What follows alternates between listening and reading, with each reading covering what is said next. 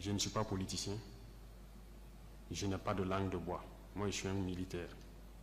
Et je préfère vous dire la vérité. Chacun est libre de prendre ou de laisser. Tout le monde roule dans sa voiture, tout le monde vit bien.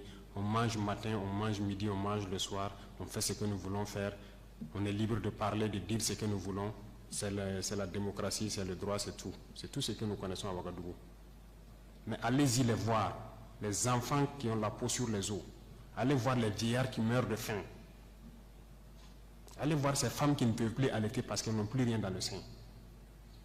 Allez les voir. Ne faisons pas semblant.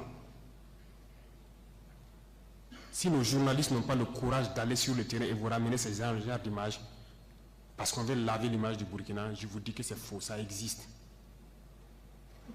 Quand je vous parle des gens qui mangent l'herbe, celui qui veut contester, je l'amène demain à les voir. Ça continue, ça n'a même pas cessé.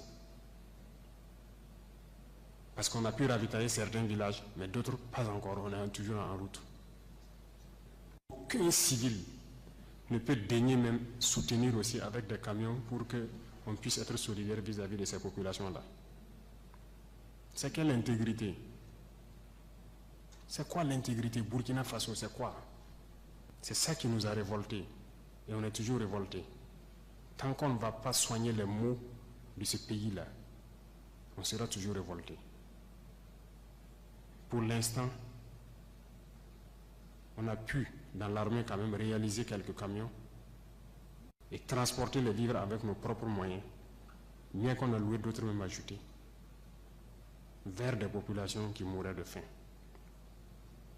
Et même dans cette location, j'ai vu qu'il n'y a aucune pitié. Des citoyens savaient que c'est pour aller là-bas, mais ils sont restés sur leurs tarifs. C'est pour dire que la solidarité là, a disparu au Burkina. Ayez pitié des gens, ayez pitié de la jeunesse, ayez pitié des enfants. Qu'est-ce qu'ils ont fait ces villageois-là pour que quand le soleil tombe, eux ils se retrouvent dans les grottes, dans les arbres, ils quittent le village.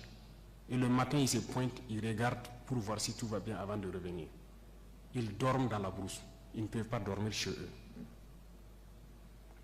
On ne vous dit pas ces vérités, c'est la réalité du Burkina comme ça. On ne voit que nos villes. Nous sommes responsables de ce qui nous arrive. Et nous serons entièrement responsables de ce qui va suivre. Soit c'est du bon ou c'est du mauvais, ça dépendra de nos comportements dans le futur. Chacun n'a qu'à donner le meilleur de lui-même. Et je pense qu'on peut y arriver. Je suis optimiste, j'ai foi. Et Inch'Allah, on va y arriver.